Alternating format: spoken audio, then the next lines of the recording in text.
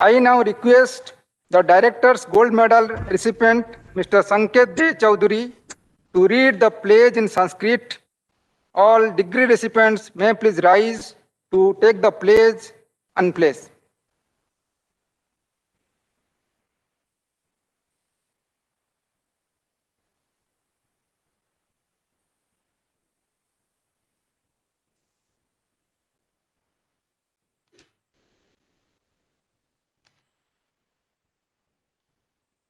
भुवनेश्वर भारतीय प्रयुक्ति विद्या शिक्षा प्रतिष्ठानतः समुत्तीर्ण स्नातक वयमित्थं प्रतिश्रुतिपरा वर्तामहे यत् विज्ञान प्रयोगव्रता निर्माण कलाविदो वा वयं स्वस्व कर्तव्य साधने निरुपगनुत साधुत्व संरक्षणाय सर्वदा यतिष्यामहे।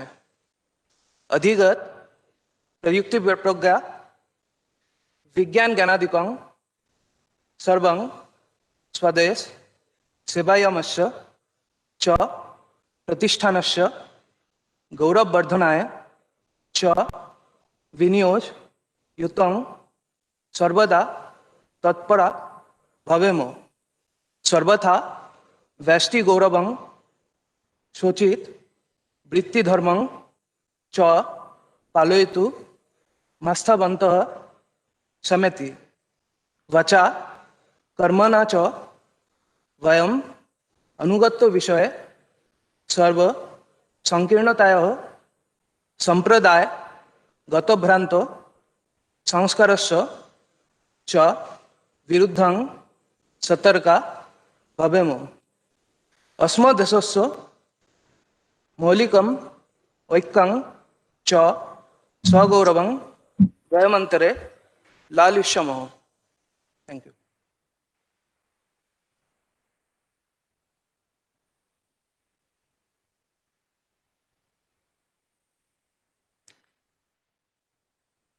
I now request Chairman Board of Governors to deliver his address.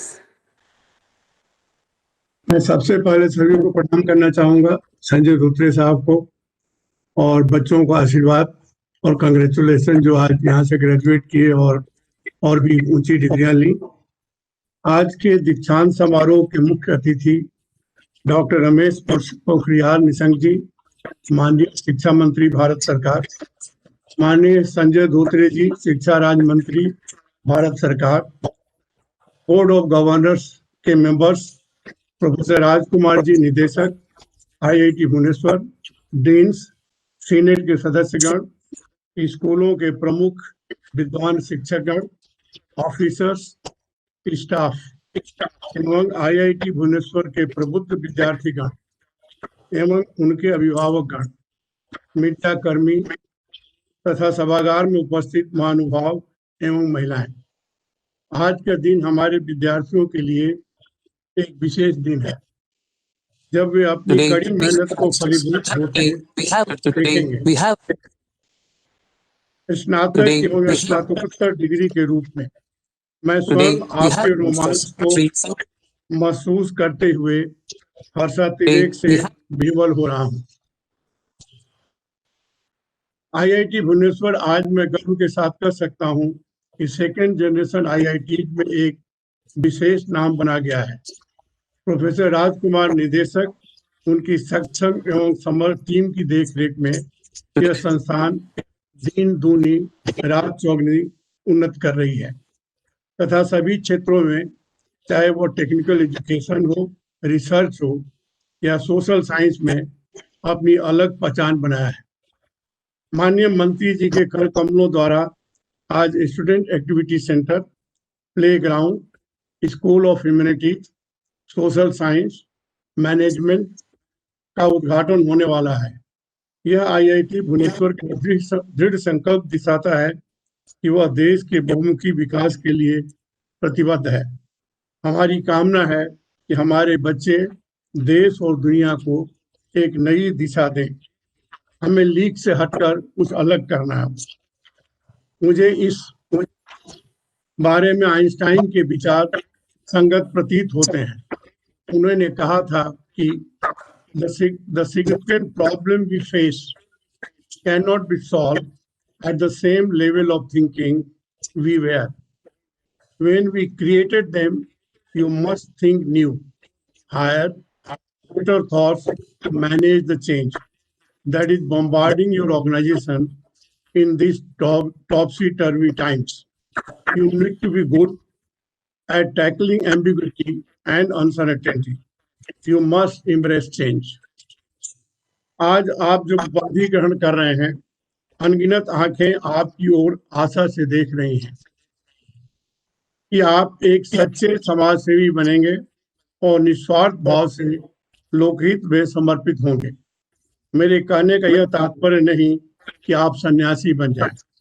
मैं कहना चाहता हूं कि आप धन अर्जन करें, खूब करें, पर समाज के प्रति अपने दायित्व को समझें। वेद, उपनिषद और आचार्य चाणक्य का भी कहना था कि आप खूब धन कमाएं, किंतु लोगों में बांटें, लेकिन इतना भी न बांटें कि आप खुद गरीब हो जाएं। गरीब का कोई मित्र नहीं होता, वह खुद भी नहीं होता। भविष्य में देश को नेतृत्व प्रदान करने वाले आप लोगों से अपेक्षा है कि आप में सेवा भाव हो, समाज के प्रति अपने उत्तरदायित्व की समझ हो, उनके कष्ट दूर करने की आप में इच्छा हो। वेदों में कहा है कि आप में एकाग्रता होनी चाहिए, स्थिरता हो तथा सहयोग की भावना हो, जिसे आज मैनेजमेंट जार्गन में बोलते हैं 3C के रूप में: कंसिस्टेंसी, कंसंट्रेशन एंड कोऑपरेशन। अकेला चना भार नहीं फोड़ता। You have to cooperate. You have to be associated with everyone and each and everyone.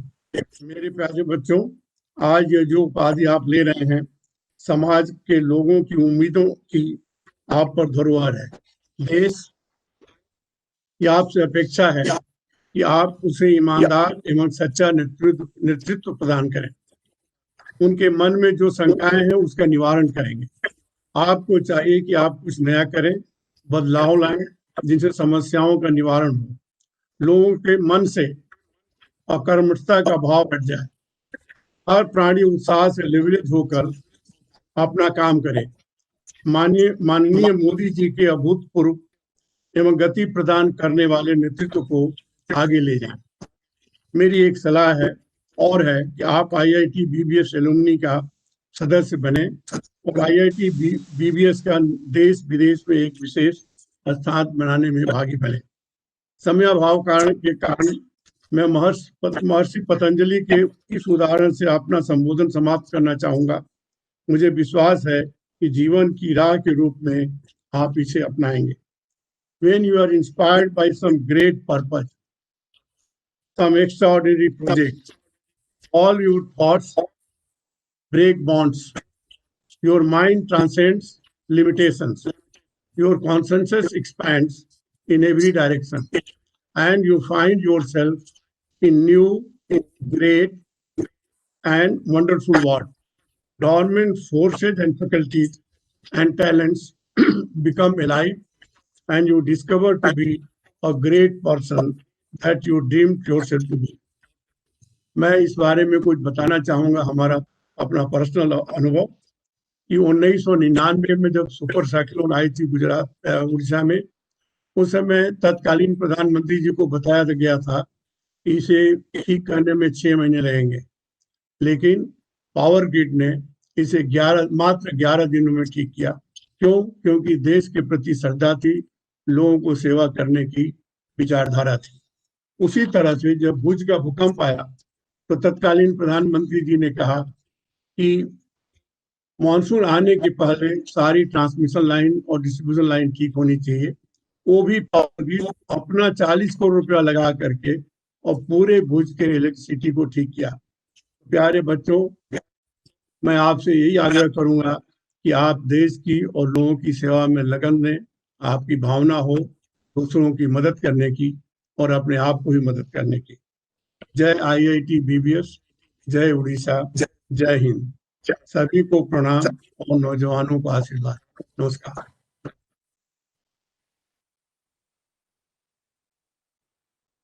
मैं अब आग्रह करूंगा कि हमारे From Sri Sanjay Dhotre, Honorable Union Minister of State for Education, Ministry of Education, Government of India. Sri Dhotri was born on 26 February 1959 in Akola, Maharashtra. A mechanical engineer from Government College of Engineering, Amravati, you were also an agriculturist, industrialist, and now an active politician parliamentarian. Sri Dhotri was a member Maharashtra Legislative Assembly from 1994 to 2004 and has served in several key positions at regional and national levels. You have been elected to Lok Sabha consecutively in the last 4 elections. Since May 2019, you are serving as the Union Minister of State, Ministry of Education, Ministry of Communication, and Ministry of Electronics and Information Technology. You have special interests in infrastructure development in rural and semi-urban areas, water conservation, organic farming, yoga, Sri Sanjay Dhotre, Honorable Union Minister of State for and Reading, Education, Sri Sanjay Ministry of Education, Union Minister of State. Sri Dhotri was born on 26 February 1959 in Akola, Maharashtra. A mechanical engineer from Government College of Engineering, Amravati, you were also futurist, industrialist, and now an active politician parliamentarian. Sri Dhotri was a member Maharashtra Legislative Assembly from 1994 to 2004 and has served in several key positions at regional and national levels. You have been elected to Lok Sabha consecutively in the last 4 elections. Since May 2019, you are serving as the Union Minister of State, Ministry of Education, Ministry of Communication, and Ministry of Electronics and Information Technology. You have special interests in infrastructure development in rural and semi. Sri Sanjay Dhotri ji to deliver his address. Namaskar, Honorable Education Minister of India, Shri Ramesh Pokhriyal Nishank ji, Chairman Board of Governors, Dr.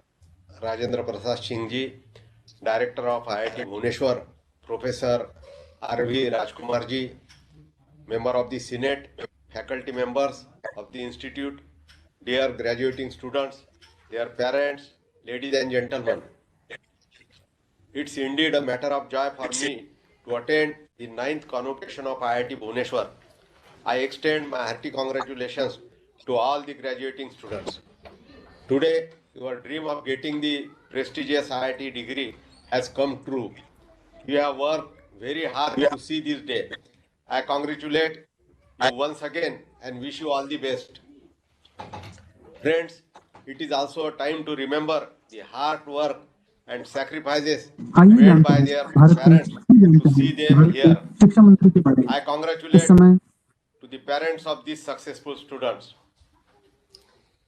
Let us also acknowledge the important role of our professors and teachers of the IIT Bhubaneswar in transforming the bright teenagers into confident, responsible young engineers, ready to take on the challenges in the real world, and also all the staff members on the campus having the students in every possible way. Dear graduating students, this is very important in your academic life. Till this date, you had a fixed path up to graduation. It was mainly a past knowledge that has already been studied or researched and was used to teach you to understand basic concepts and ideas. Now onwards, it is time to apply these concepts and ideas to real world issues and problems and to develop the solution to these problems or to research further on the basis of these knowledge points and develop it further. And what an exciting time to enter into this arena. On one hand, we are seeing the whole world crippled due to coronavirus, traditional way of work, business, industry falling apart and making way for newer methods of functioning. At the same time, it has offered unprecedented opportunity for new technology-based innovations. My dear friends, the world and the India too is changing at much faster pace. Your innovators have changed. Young innovators have changed the face of technology-enabled economy. especially in the recent years. The Digital India campaign launched by the Honorable Prime Minister Shri Narendra Modi ji has unleashed a wave of innovations in technology field. The vibrant startup ecosystem is being built on solid foundations of innovation culture, becoming the backbone of Atmanirbhar Bharat. Telecom rates are most competitive, data consumption one of the highest per capita, and its rates one of the cheapest. Its backbone is rapidly expanding telecom network. Stupendous work has been done in last 6 years. Indian telecom has been seen a staggering 220% growth of erection of BTS to improve the teleconnectivity. Smartphones have become the great levelers. Technology, data and information has reached the masses, giving rise to new age entrepreneurs. New IT platforms including Aadhaar, UPI has not improved e-governance in India, but has also caught the attention of the world leaders in technology. Young building technocrats are developing world-beating products, and they are not just stopping at that. The entrepreneurial spirit is them has helped to create a number of startup unicorns in recent years. And to support this endeavor further and to make it sustainable under the visionary leadership of our Prime Minister Adarniya Shri Narendra Modi ji and our Education Minister Dr. Ramesh Pokhriyal Nishank ji, the National Education Policy 2020 has been released to see transformational changes in India's education system. This will lay strong foundations of 21st century India. It endures to produce a student with scientific temper, rational and critical thinking, endowed with 21st century knowledge and skills, while displaying a strong character filled with humanistic values that flow from the ethos of India, that is Bharat.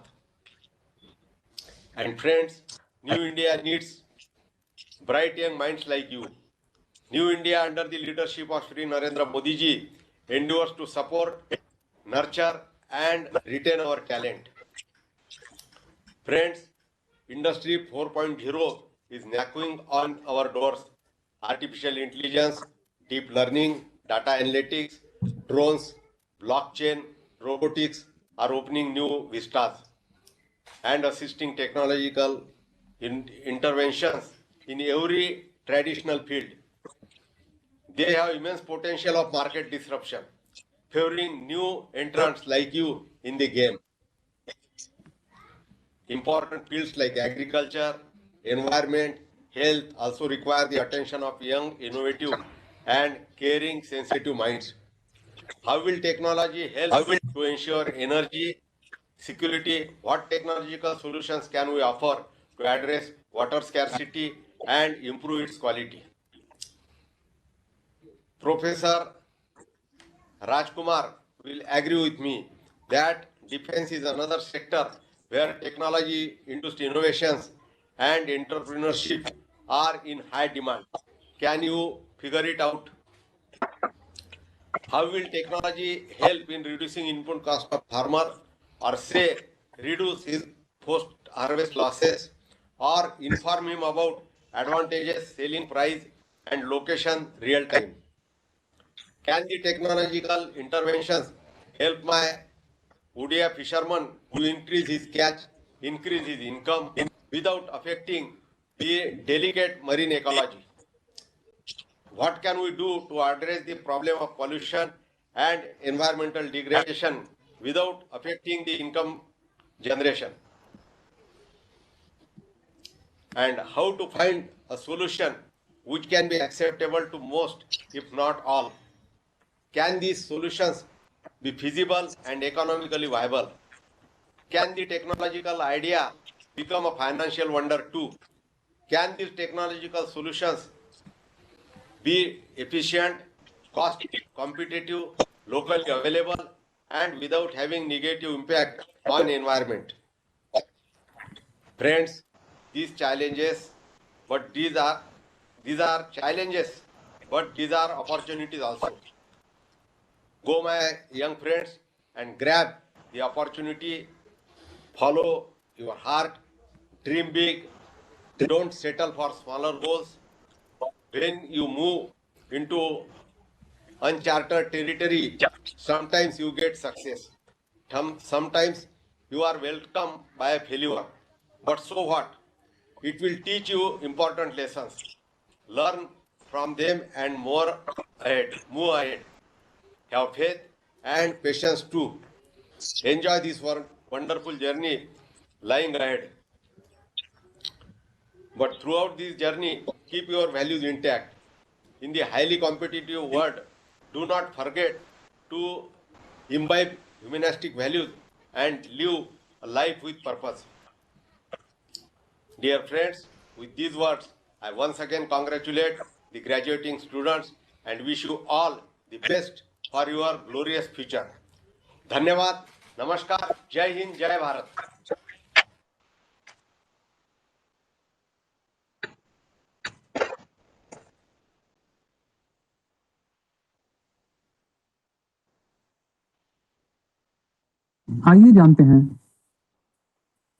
आइए जानते हैं भारत के शिक्षा मंत्री के बारे में। इस समय इस पद पर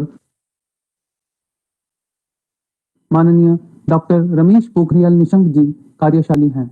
डॉक्टर निशंक का जन्म 1959 में भारत के शिक्षा मंत्री के बारे में पर हुआ। इस समय इस पद पर माननीय डॉक्टर रमेश पोखरियाल निशंक जी कार्यशाली हैं। प्राप्त डॉक्टर निशंक का जन्म 1959 में पाउरी जिला के पिनानी स्थान पर हुआ। आपने आपके द्वारा मोमबत्ती नंदन बहुगुणा गढ़वाल विश्वविद्यालय से एमए की डिग्री प्राप्त किया। आपने आपकी रुचि बचपन से ही गद्य और काव्य लिखने में रही। क्षेत्र से आपके द्वारा रचित पहला काव्य संग्रह समर्पण 1983 में प्रकाशित हुआ। आपने पहली बार 1991 में तत्कालीन उत्तर प्रदेश की कर्णप्रयाग विधानसभा क्षेत्र से चुनाव लड़कर उत्तर प्रदेश की विधानसभा में पदार्पण किया। उत्तर प्रदेश की विधानसभा में लगातार 3 बार विधायक और 2 बार कैबिनेट मंत्री रहे। आपके साहित्य को कई विश्वविद्यालयों के पाठ्यक्रम में शामिल किया गया है। अनेक शिक्षाविदों द्वारा समीक्षा ग्रंथों एवं पुस्तकों में प्रकाशन किया जा चुका है तथा कई राष्ट्रीय और अंतर्राष्ट्रीय विश्वविद्यालयों में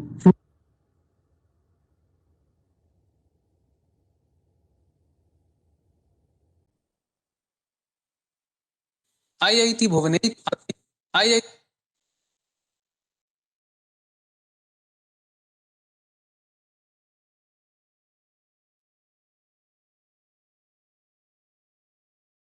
I now request Honorable Shiksha Mantri ji to inaugurate the Student Activity Center by unveiling the flag. IIT Bhubaneswar has a 42-acre sports complex giving importance to the Fit India program.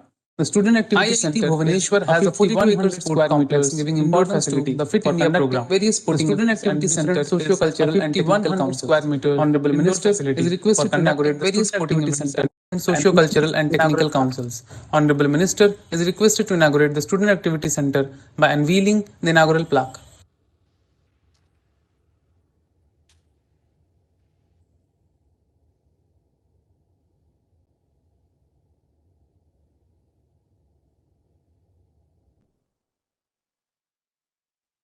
The play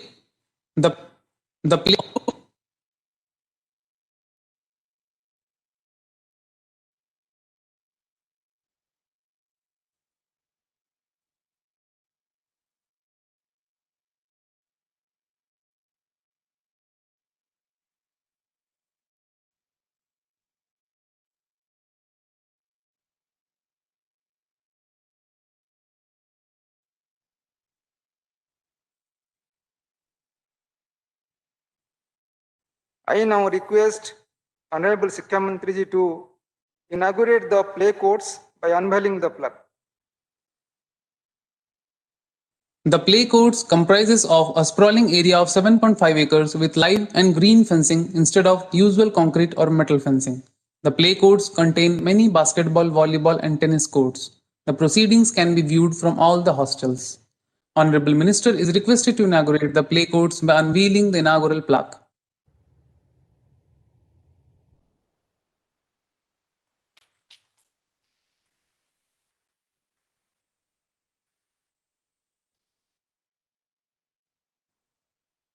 The building of School of Humanities, the building of School of Humanities, the building of School of Humanities, Social Sciences and Management is built in a total area of 1582 square meters.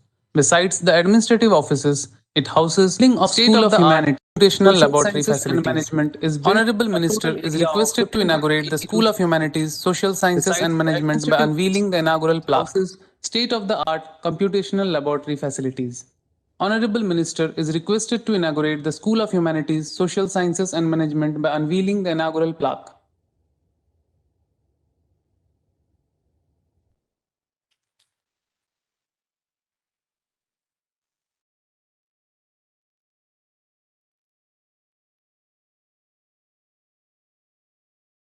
I now request our chief guest, Honorable Sikkamant, IIT Bhubaneswar address के the नौवें degree दीक्षांत recipient. समारोह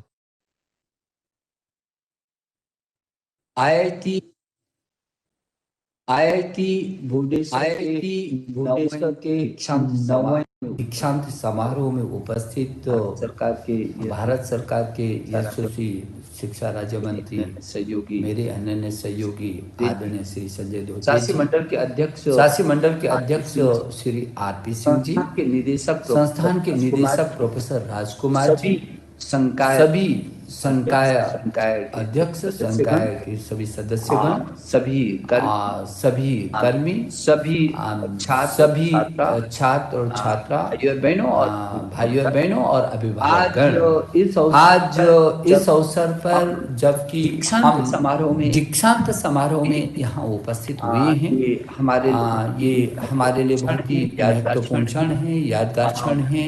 वो क्षण है जो हमारी जिंदगी के परिवर्तन के क्षण हैं और ऐसे अवसर पर मैं आप सभी को बधाई देने के लिए आपके बीच आया हूँ।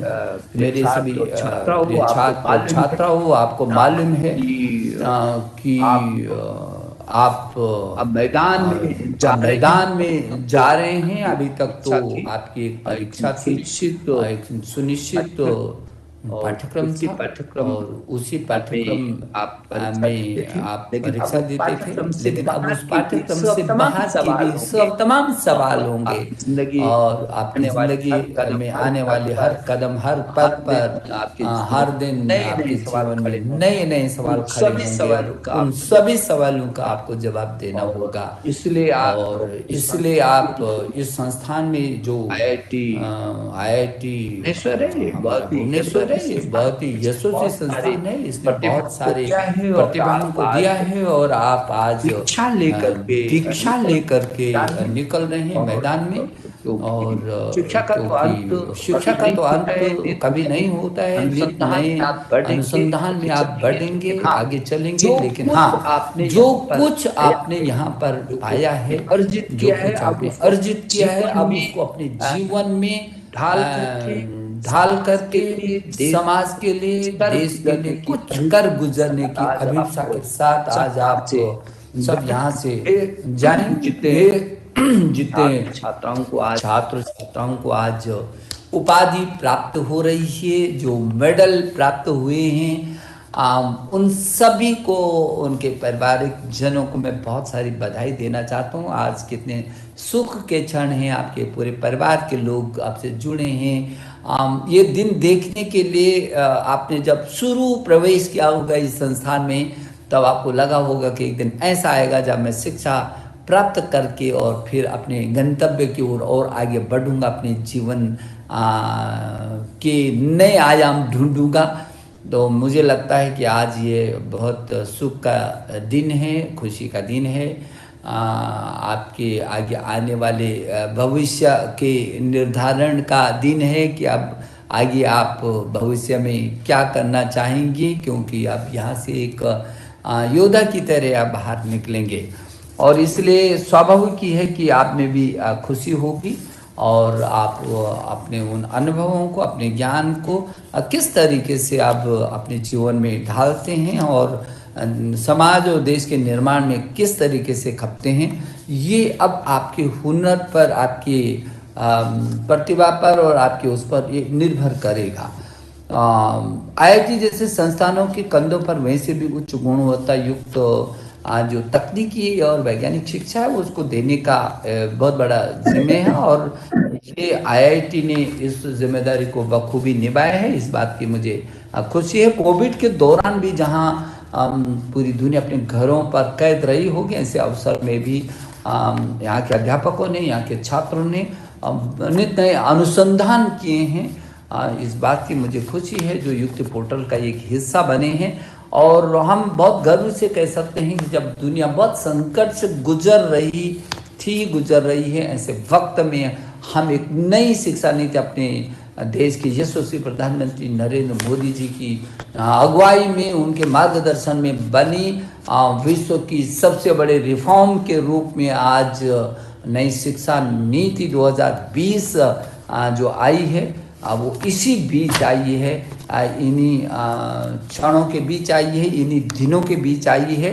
और इसलिए हम गर्व के साथ कह सकते हैं कि हम निश्चित रूप में नई शिक्षा नीति ऐसे समय में लेके आए हैं जब वो दुनिया चुनौती भरे संकट से गुजर रही है, और हमारा देश उन चुनौतियों का बखूबी मुकाबला करके उनको अवसरों में तब्दील कर रहा है।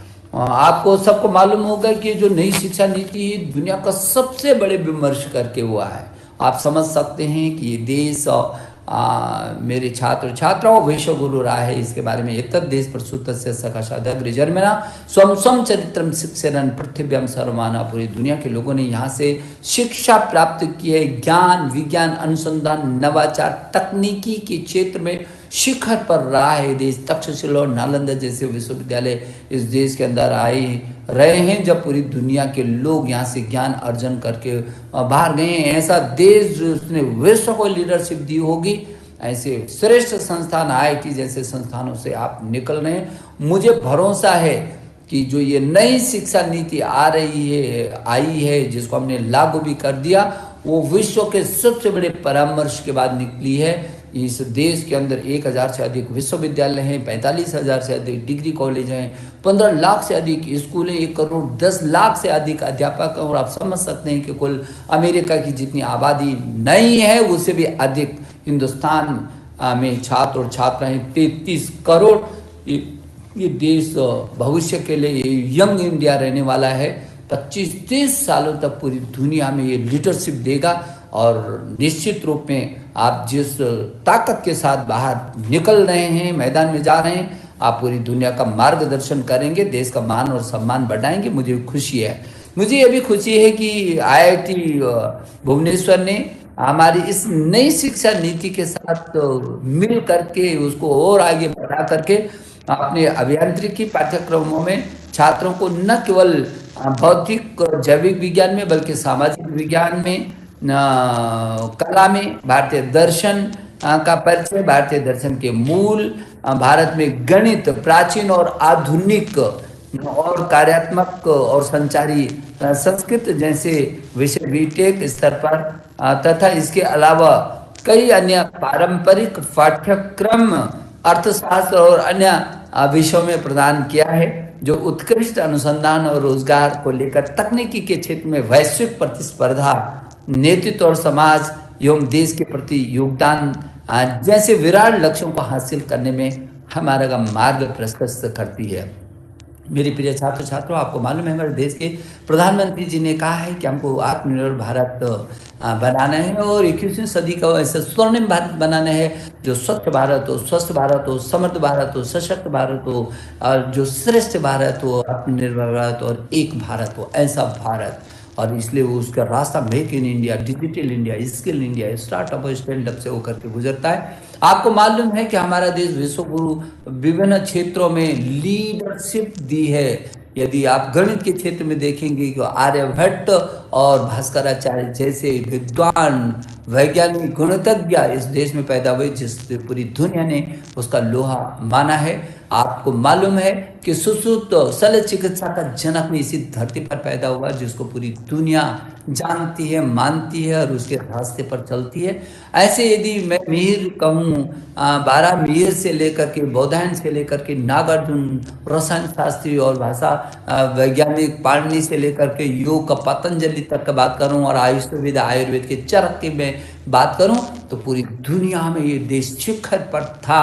और आज फिर नई शिक्षा नीति, भारत केंद्रित नई शिक्षा नीति जो आ रही है, जो ऐसी नीति है जो भारत की मातृभाषा, जो हमारी तमिल, तेलुगु, मलयालम, कन्नड़, गुजराती, मराठी, बंगाली, जिसमें उड़िया, असमिया, हिंदी, संस्कृत, उर्दू और कितनी खूबसूरत भाषाएं हमारी, इन भाषाओं को सशक्त करने के माध्यम से और मातृभाषा में प्रारंभिक शिक्षा करने से लेकर के और उच्च शिक्षा का तक तमाम इस तरीके से आई हैं, जिसमें उच्च शिक्षा में कोई विषयों की कोई बाध्यता नहीं होगी। किसी भी विषय के साथ कोई भी विषय, जिस विषय में आप महारत हासिल करना चाहते हैं उस विषय को आप लीजिए। और यदि आप बीच में प्रस्तुति वर्ष से छोड़ के जाना चाहते हैं तो यदि एक वर्ष में छोड़ के जाना चाहते हैं तो आप हताश और निराश नहीं होंगे।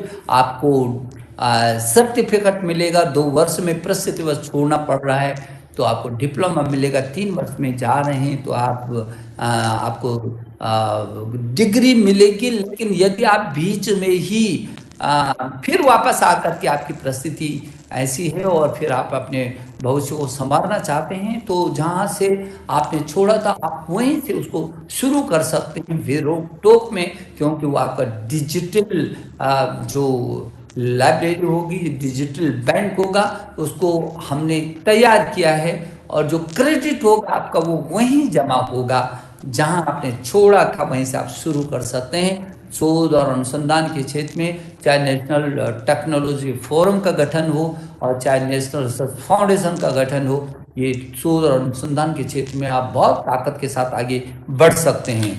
ये आईआईटी ने 13 वर्ष जो स्थापना होकर के गए हैं, 250 से अधिक प्रायोजित और परामर्श परियोजना को इसने हासिल किया। इस बात को इसने इसका गौरव अपने प्राप्त किया, उसकी भी मैं आपको बधाई देना चाहता हूँ। भारतीय मौसम विज्ञान के समक्ष 5-6 दिन पहले वास्तविक समय में भारतीय चक्रवातों का अनुमान लगाने में सक्षम होना निश्चित रूप में आपकी अनूठी क्षमता है। इसके लिए भी मैं आपको बधाई देना चाहता हूँ। ये भारत के लिए भी गर्व का विषय हो सकता है, भारतीय प्रौद्योगिकी संस्थान के लिए भी गर्व का विषय हो सकता है। भारतीय प्रौद्योगिकी संस्थान भुवनेश्वर ने जो ये बीटेक को सर्वाधिक इस वर्ष में सर्वाधिक जो प्रवेश करने में जो सफलता अर्जित की है, मैं पूरे आईआईटी भुवनेश्वर इस पूरे परिवार को मैं बधाई देना चाहता हूं। मुझे प्रसन्नता है कि भुवनेश्वर के संकाय सदस्यों को कई प्रतिष्ठित अंतर्राष्ट्रीय सम्मान मिले हैं, चाहे अंतर्राष्ट्रीय फेलोशिप सम्मान मिला हो और चाहे विभिन्न पत्र पत्रिकाओं में वैश्विक स्तर के शोध लेखों को छपने पर उसकी ख्याति आपने अर्जित की हो। आपने कई पेटेंट भी दायर किए हैं और मुझे भरोसा है कि एक समय था जब प्रैक्टिस की दौड़ थी छात्रों में, लेकिन अब समय आ गया, अब पेटेंट की दौड़ होगी। हमारा कंटेंट भी होगा, हम अपनी टैलेंट को खोजेंगे भी, विस्तार भी करेंगे और विकास भी करेंगे और उसको जो टैलेंट है उसको पेटेंट के साथ जोड़ेंगे। तो मुझे लगता है कि जब हम उसको पेटेंट के साथ उसके टैलेंट को जोड़ेंगे तो वो उभर करके देश की अमूल्य नीति बन करके उभरेगा। हमारे प्रधानमंत्री जी ने फिट इंडिया का जो अभियान चलाया था, उन्नत भारत जो अभियान चलाया था, एक भारत श्रेष्ठ भारत जो अभियान चलाया था, आपके संस्थान ने हर उस बड़े अभियान को लेकर के और सफलता अर्जित की है। इसकी भी मैं आपको बधाई देना चाहता हूं और मैं इसके लिए भी बधाई देना चाहता हूं जहां खेलों में विशेष करके रुचि आपने दिखाई है, लाई है, वहीं आपका जो परिसर है उसमें मेरे को बताया गया कि 35,000 वृक्षारोपण कर पूरे परिसर को अपने हरित परिसर के रूप में सुनिश्चित किया है। आज पर्यावरण की कितनी बड़ी चुनौती पूरी दुनिया के सामने है और इस भरे चुनौती के सामने आप उनका जवाब दे रहे हैं, वृक्षारोपण करके जवाब दे रहे हैं। मौसम परिवर्तन की कितनी चुनौतियों से गुजर रहा है पूरी दुनिया और इसलिए मुझे लगता है कि जो आपने ये पहल की, अभी कुछ दिन पहले हमने एक छात्र एक वृक्ष ऐसा अभियान लिया था, तब भी आपने उस अभियान की अगुवाई करके उस अभियान को और तेजी से बढ़ाया था और अपने परिसर में उसके दर्शन कराए थे। आज 35,000 से भी अधिक पेड़ों का रोपण कर स्वच्छ हरित और पर्यावरण के अनुकूल परिसर का जो विकास आपने किया, मैं बधाई देना चाहता हूँ आपको। प्रिय मित्र, छात्र छात्राओं, आपको मालूम है कि जो भारत है वो हमारे देश के प्रधानमंत्री ने कहा कि सबका साथ, सबका विकास और सबका विश्वास। और आप अब यहाँ से निकल रहे हैं तो सबका साथ जरूरी है, सबका विकास जरूरी है और सबके विकास के लिए सबका विश्वास जरूरी है। जो आत्मनिर्भर भारत और $5 ट्रिलियन की आर्थिकी का हमारे देश का जो लक्ष्य है, निश्चित वो आपके हाथों से गुजरेगा और आप एक मिशन बोर्ड में जुनून के साथ उस हमारे प्रधानमंत्री के विजन को आप सफल करेंगे, जिसमें उन्होंने बार बार कहा कि भारत जो है पूरे विश्व में आर्थिक रूप से सशक्त और समृद्ध होगा और भारत पूरे विश्व में ज्ञान की महाशक्ति बनेगा। निश्चित रूप में जो उनका ये विजन है नया भारत, और जो 21वीं सदी का स्वर्णिम भारत होगा, जिसकी मैंने अभी चर्चा की, जो स्वच्छ होगा, सुंदर होगा, जो समृद्ध होगा, जो आत्मनिर्भर होगा, जो श्रेष्ठ होगा, उस भारत की जो आधारशिला है, वो जो ये नई शिक्षा नीति है उसकी आधारशिला निश्चित बनेगी। और मुझे लगता है कि इसको आप आगे किस तरीके से बढ़ाएंगे ताकि रोजगार पाना नहीं बल्कि रोजगार देने वाले लोगों की श्रेणी में हम खड़े होंगे। जो वोकल फॉर लोकल क्या है, तो वोकल से लोकल की ओर और लोकल से ग्लोबल की ओर, जो गांव से और अंतर्राष्ट्रीय स्तर पर हम किस तरीके से उन समस्याओं को जो विकरी उसकी का समाधान करके और अपने को ऊपर उठा सकते हैं। जो कैरेक्टर बिल्डिंग से लेकर के नेशन बिल्डिंग की प्रक्रिया है, ये जो नई शिक्षा नीति है वो उसके क्रियान्वयन में आप सबकी सहभागिता होगी, ऐसा मैं भरोसा कर रहा हूँ। आज जो आप डिग्री पा रहे हैं, आप सभी बहुत भावुक भी होंगे। आपके मन में आ रहा होगा कि 3, 4, 5 साल आपने इस संस्थान में बिताए हैं, आपके मित्र रहे होंगे, अध्यापक से निकटता रही होगी। वो जो प्रवेश है वो अब आपकी इसके बाद नहीं मिलेगा। तमाम आपके आंधी और तूफान भी आएंगे, सफलताओं के आयाम भी होंगे, लेकिन ये वाले क्षण नहीं होंगे। तो इन क्षणों को आप बहुत अच्छे से जीवंतता के साथ आप याद भी करेंगे, इनको आगे बढ़ाएंगे भी। और आपके मन में होगा कि जिन गुरुओं ने आपको पढ़ाया है उन गुरुओं को फिर क्या दक्षिणा, क्योंकि हमारे यहाँ प्रवेश होता है, शिक्षा होती है और प्रशिक्षा होती है, फिर दीक्षा होती है, फिर दीक्षांत तो होता है और फिर गुरु दक्षिणा होती है। तो मुझे लगता है कि यदि आप अपने गुरुओं को दक्षिणा देना चाहेंगे तो वही शायद मेरे जो गुरुजन वृंद हैं उनको उस दिन ठिकाना नहीं रहेगा खुशी का, जिस दिन आप शिखर को चूमेंगे और इस IIT को आप गर्व होगा, गर्व के साथ पूर्व छात्रों के उस श्रृंखला में आप लोगों के नाम आएंगे, जब न केवल उस IIT को, न केवल अपने परिवार को, अपने प्रदेश को, बल्कि मेरे देश को भी आप पर गौरव हो सकेगा। मैं एक बार फिर आप सबको बहुत बधाई देना चाहता हूँ, शुभकामना देना चाहता हूँ। आपके अभिभावकों को भी बहुत शुभकामना देना चाहता हूँ। ये जो खुशी के क्षण हैं, ये खुशी के क्षण हम सबको मिल करके, हमारी जो संस्कृति रही है कि जब अच्छा समय होता है, अच्छी सूचना होती है तो हम मिल करके उसको बांटते हैं। आज हमारे लिए बहुत अच्छे क्षण हैं, ऐसे क्षण हैं जब हमने अपनी शिक्षा प्राप्त करके अब हम मैदान में जा रहे हैं। एक योद्धा की तरह आप मैदान में जाइए, अपने समय का उपयोग करिए, हमेशा सकारात्मक सोचिए और जो देश ये 21वीं सदी का स्वर्णिम भारत है, उस स्वर्णिम भारत को मजबूत बनाने के लिए आप हर कदम पर मजबूती के साथ आगे खड़े होंगे, ऐसा मेरा भरोसा है। एक बार मैं IIT परिवार को और आपको और आपके सभी अभिभावकों को बहुत सारी बधाई और शुभकामनाएं देता हूँ। धन्यवाद।